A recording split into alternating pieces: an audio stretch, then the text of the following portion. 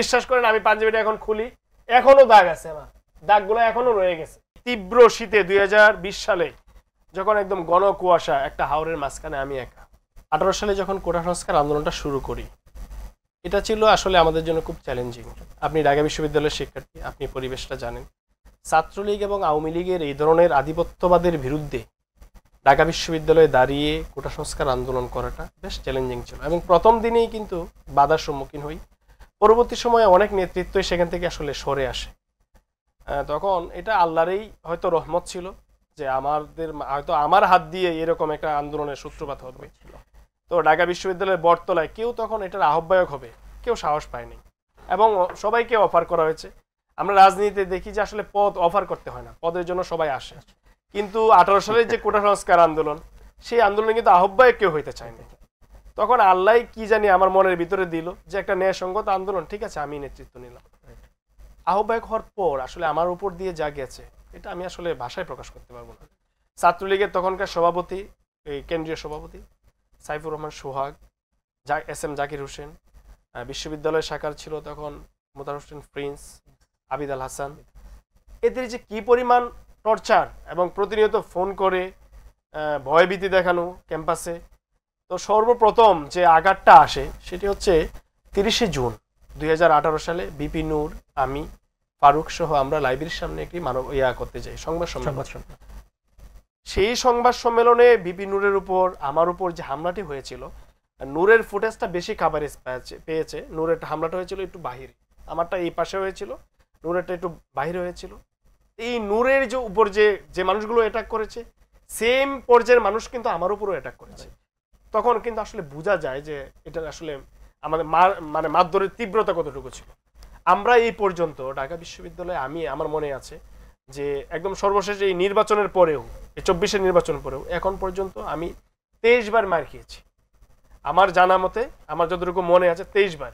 এবং ঢাকা বিশ্ববিদ্যালয় লাইব্রেরির সামনে ডাকসু নির্বাচনকে কেন্দ্র করে যখন আপনার কেন মানে কার্যক্রম কেন স্থবির হয়ে আছে এটি নিয়ে যখন আমি কথা বলতে যাই, তখন ঢাকা বিশ্ববিদ্যালয় লাইব্রেরির সামনে আমাকে 40 জন আমাকে একা পেয়ে পিটায়। আমার কিন্তু এই যে বুকের পাঁজরটা এখনো কিন্তু ভাঙা, আমার কিন্তু এটা এখনো ঠিক হয় নাই, এবং এটা আদৌ ঠিক হওয়ার সম্ভাবনা নাই। এই যে শীতকাল গেছে, মাঝে মাঝে এইখান থেকে আমার রক্তবমি হয়, এটার এখনো ফ্র্যাকচার আছে, ব্যথা আসে এখানে, এটা এখনো আমি চিকিৎসা করতে পারি নাই। এই পরিস্থিতির মধ্য দিয়েই গেছি। তারপর মামলা হলো 12টা, আমি দীর্ঘ 11 মাস জেলে ছিলাম। আমার প্রত্যেকটা মামলারই সুপ্রিম কোর্ট থেকে জামিন নেওয়া লাগছে। আমি কোনো মামলায় নিম্ন আদালত থেকে জামিন পাইনি, নিম্ন আদালত থেকে জজ কোর্ট থেকে আমাকে কোনো মামলায় জামিন দেয় নাই। কারণ আমার একটাই অপরাধ, আমি এই শেখ হাসিনার মসনদকে প্রথম চ্যালেঞ্জ করেছি। আমি এই কোটা আন্দোলনের আহ্বায়ক ছিলাম। এই আহ্বায়ক শব্দটুকুই আমার পুরো পরিবারটা সহ সব কিছু ম্যাসাকার করে দিয়েছে। যখন আমার গ্রেপ্তারি পরোয়ানা জারি হলো, আমার বাড়িতে আমার আন্টির বাড়িতে ছিলাম আমি, সেখানে আমার আন্টির বাড়িতে হামলা চালানো হলো। আমার আন্টিকে টর্চ লাইট দিয়ে এখানে চোখের নিচে আঘাত করা হলো, ওনার চোখে এখনো কালো দাগটা আছে। তারপরে আমার যত আত্মীয় স্বজন আছে সবার বাড়িতেই সার্চ করা হলো যে হাসান আল মামুন কোথায় আছে। পুরো নেত্রকোনায় ঢাকা থেকে ডিবির 10টা গাড়ি, স্বরাষ্ট্রমন্ত্রীর নির্দেশ, হাসান আল মামুনকে এট এনি কস্ট হাসান আল মামুনকে ধরে আনতে হবে। আমি একদম আজকে এখানে বলি, মানুষের এই জীবনে যে আসলে এত চড়াই উতরাই আসবে আমার, এটা আমি আসলে কোনোদিন কল্পনা করি নাই। একদম সিম্পল একটা ফ্যামিলি থেকে উঠে আসা আমি। আমার বাবা একজন প্রাইমারি হেড টিচার ছিলেন, এবং এলাকায় আমরা খুব সাধারণভাবে চলি, আমরা সবাই পড়াশোনা করেছি, আমার ভাই যারা আছে, বোন যারা আছে, আমরা খুব সিম্পল একটা ফ্যামিলি।